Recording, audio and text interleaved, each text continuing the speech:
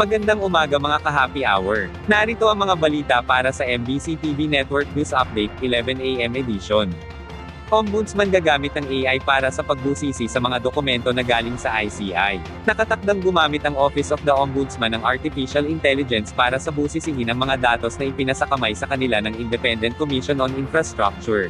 Ayon kay Ombudsman Jesus Crispin Remulla na mayroong 200 na mga megaboxes ng data, ganun din ang mga envelopes at mga hard drives na naglalaman ng libo-libong mga pahina. Sa mga susunod na araw, ay kanilang iisa-isahin ang nasabing mga isinumite sa kanila ng mga datos, sa tulong aniya ng AI ay mas mapapadali nila ang trabaho para maging organisado ito. Humanga si Remulla sa resulta ng trabaho ng ICI kung saan hinikayat nito ang mga legal staff na mag-apply sa Ombudsman.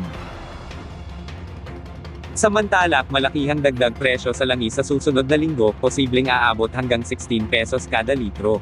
Nakaamba ang panibagong malaking pagtaas sa presyo ng mga produktong petrolyo sa susunod na linggo ng hanggang 16 pesos kada litro dahil sa patuloy na geopolitical conflict na kinasasangkutan ng Estados Unidos, Israel at Iran. Batay sa 4 na araw na trading monitoring sa Minoplat, Singapore, inaasahang tataas ang presyo ng diesel sa 16 pesos kada litro, sa gasolina, 11 pesos kada litro, at kerosene, 4 pesos kada litro. Kaugnay nito, ayon kay Department of Energy Secretary Sharon Garin, hinihikayat ng ahensya ang mga gasolinahan na utay-utayin o dahan-daang ipatupad ang price increase at magpatuloy sa discount promos upang mabawasan ang epekto nito sa publiko. Tiniyak din ni Garin na may sapat na supply ng langis ang bansa hanggang Abril o humigit kumulang 50 araw, habang patuloy ang koordinasyon ng pamahalaan sa oil companies upang makakuha ng mas mabilis at posibleng mas murang supply.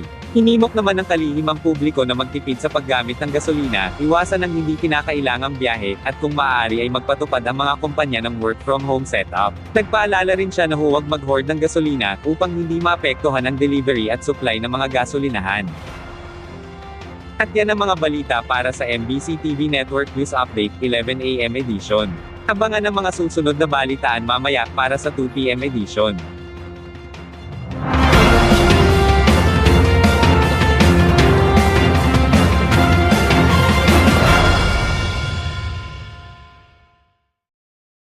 Mga ka-happy hour, kung gusto mong manood ang mga balita sa MBC TV Network News Update, mag-subscribe sa aming YouTube channel, i-like ang aming Facebook page, at i-follow sa aming TikTok account.